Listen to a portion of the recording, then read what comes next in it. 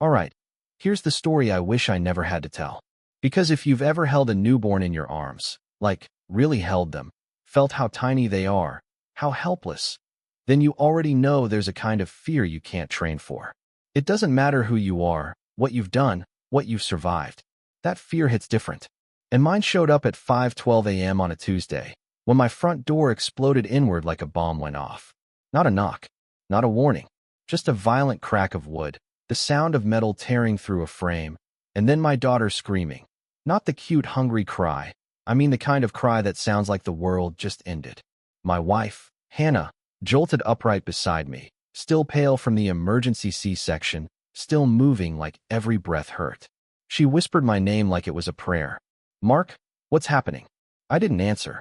I couldn't, because my body moved before my brain did. I slid out of bed, barefoot, and stepped between the hallway and the bassinet. My daughter, Lila, was 3 days old.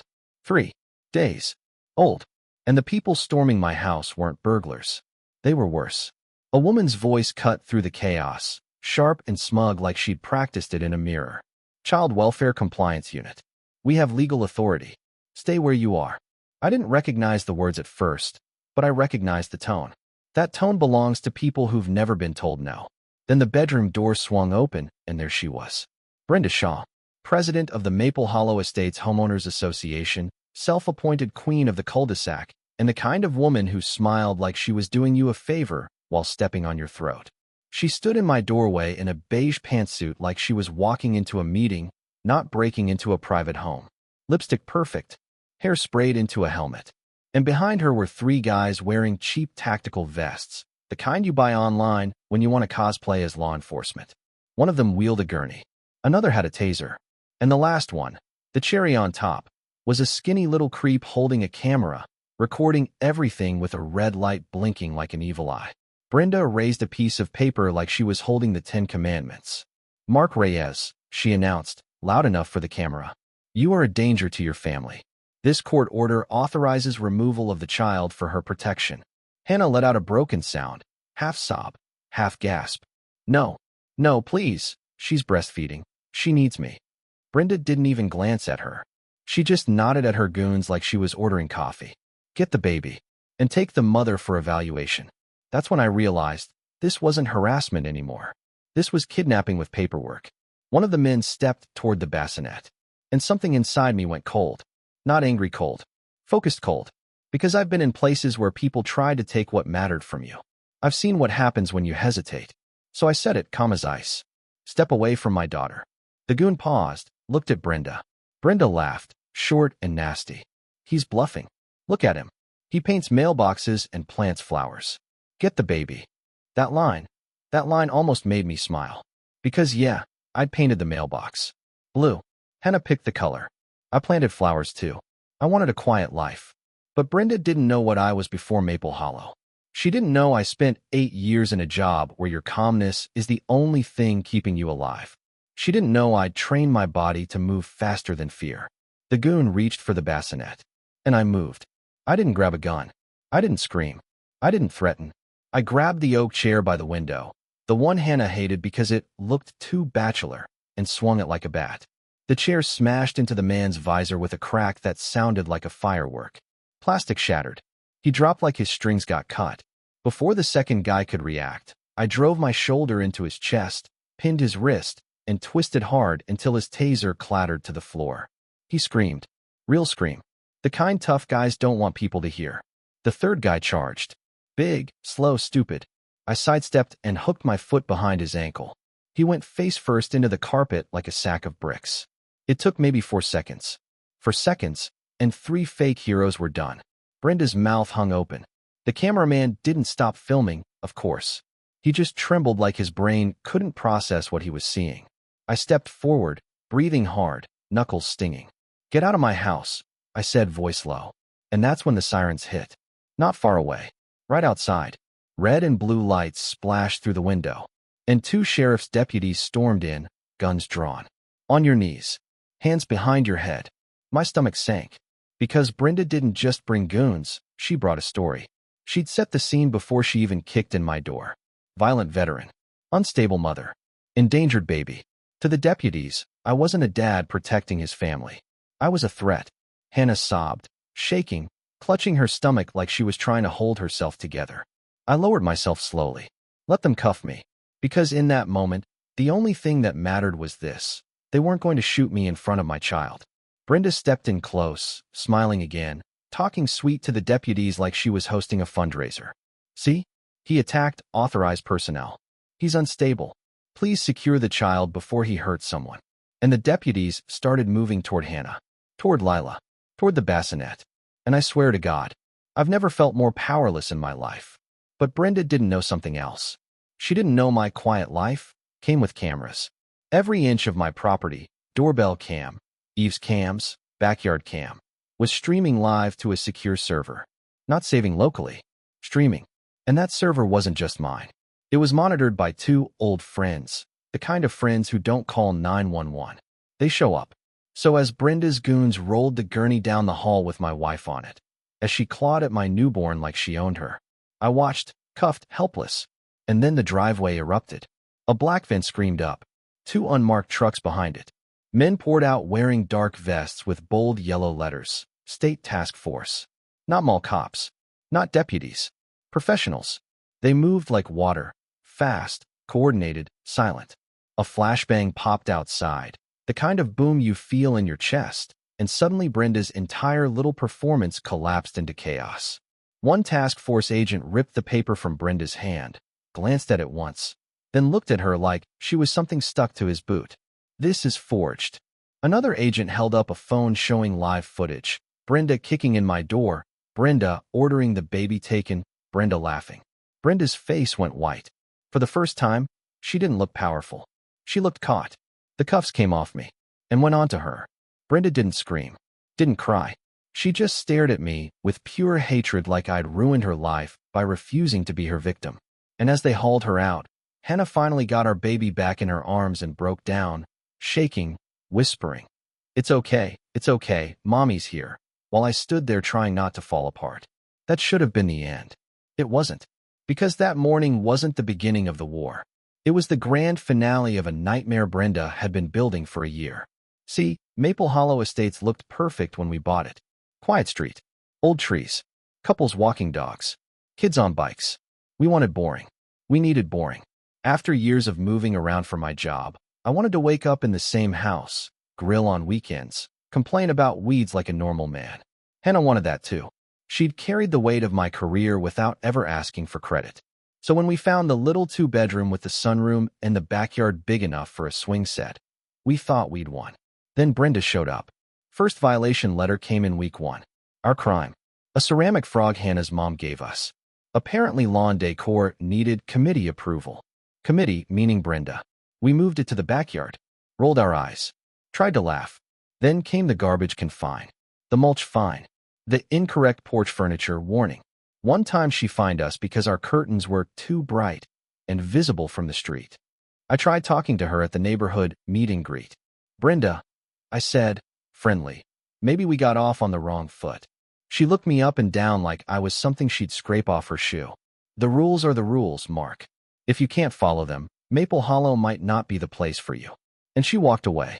That's when our neighbor, an older guy named Walt, leaned in and muttered, "She picks one family every few years. Bleeds them dry until they sell. Don't take it personal." I laughed at the time. I didn't understand. Then Hannah got pregnant. And suddenly the fines weren't just annoying, they were dangerous. Her blood pressure spiked. Her doctor warned her about stress. She stopped sleeping. Every time a car slowed down outside, she thought it was Brenda. And it got worse after a developer showed up. A man in a suit with teeth too white and a smile too smooth, holding a folder. He offered to buy our house.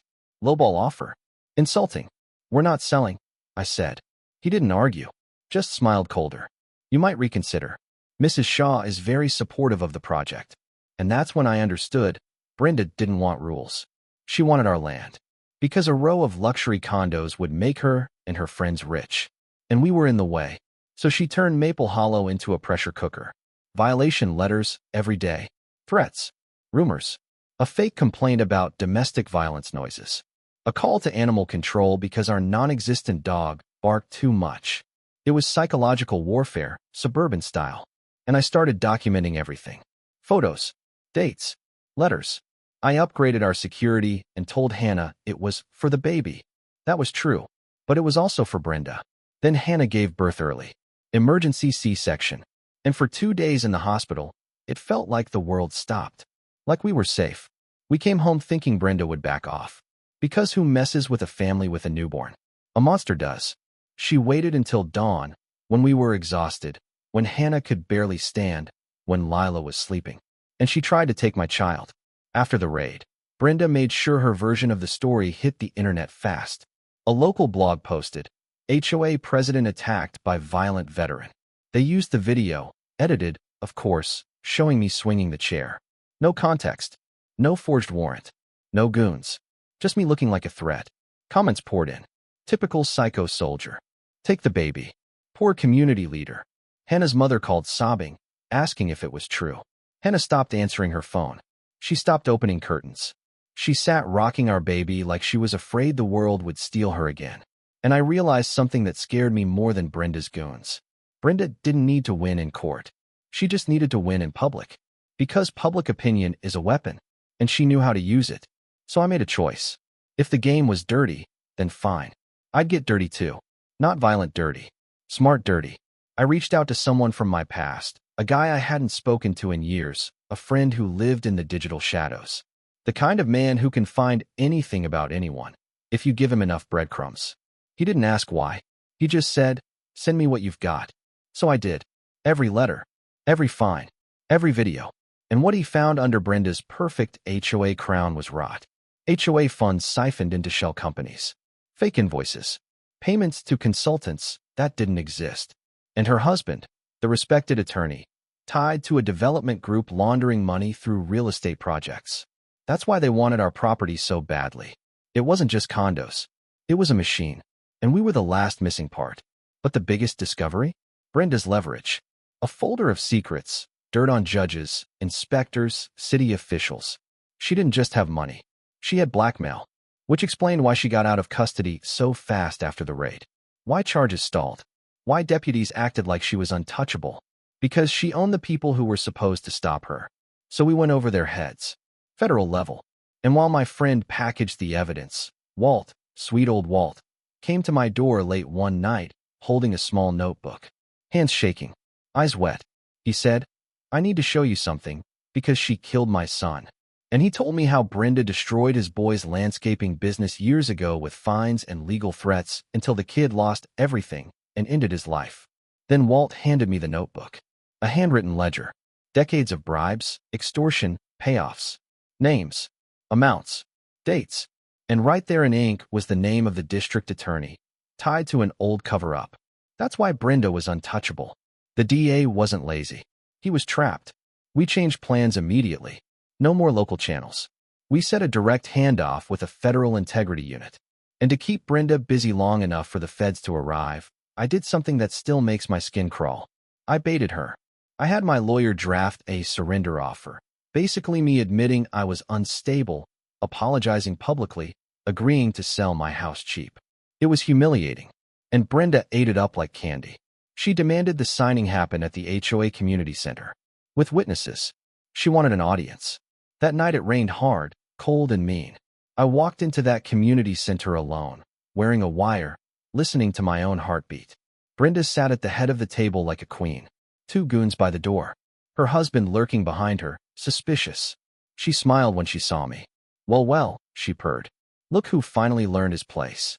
I kept my voice small. Played the role. She leaned forward, savoring it. You sign, you sell, and I'll call my friend at the DA's office. He'll make all this go away. Amazing what cooperation can do. I asked quietly. How are you so sure he'll listen? Brenda laughed, loud and ugly. Oh, honey. People always listen when you know their secrets. Just ask Walt. Just ask his son. Then she got cocky. Started bragging. About the condos. About the laundering. About how a baby is the easiest leverage in the world. She didn't even notice the doors opening behind her. 6 agents in dark jackets walked in like death, wearing a uniform. FBI. The lead agent looked at Brenda like she was a solved problem. Brenda Shaw, you are under arrest for racketeering, conspiracy, fraud, extortion, and attempted kidnapping. Brenda froze. Her mouth opened. No sound came out. Her husband tried to speak and got cuffed too. It was clean, cold, final. And as they dragged Brenda away, she twisted her head back and locked eyes with me. That hate was still there. Not defeated hate. Promise hate. Like this wasn't over. 6 months later, our street looks normal again. Peaceful. Kids playing. Lawns cut. Walt sits on his porch now, not haunted anymore. The HOA is dissolved. The community center got demolished and turned into a garden. Hannah smiles again. Lila laughs. We should feel safe. But here's the thing nobody tells you after you win a war like that. You don't just go back to normal. Because sometimes justice feels a little too satisfying. Sometimes you wonder if you crossed lines to get it. And sometimes, late at night, when the house is quiet and the baby monitor glows, you think about the look Brenda gave you. And you ask yourself a question that still keeps me up. Did we stop a monster? Or did we just prove monsters are right about the world? So let me ask you, and I mean really ask you, if you were in my shoes, would you have played it clean and trusted the system, even when the system was rigged? Or would you have done what I did, pulled every string you could, broke rules if you had to, and made sure your family was untouchable? Drop your thoughts in the comments. Tell me where the line is. Tell me what justice should look like. And tell me if you think people like Brenda are born that way, or if power turns them into that. And if you've ever dealt with an HOA bully, a corrupt official, or someone who thought they could crush you because you looked easy, I want to hear that too. Because I'll be honest, I don't think Brenda was the only one watching Maple Hollow. Not even close.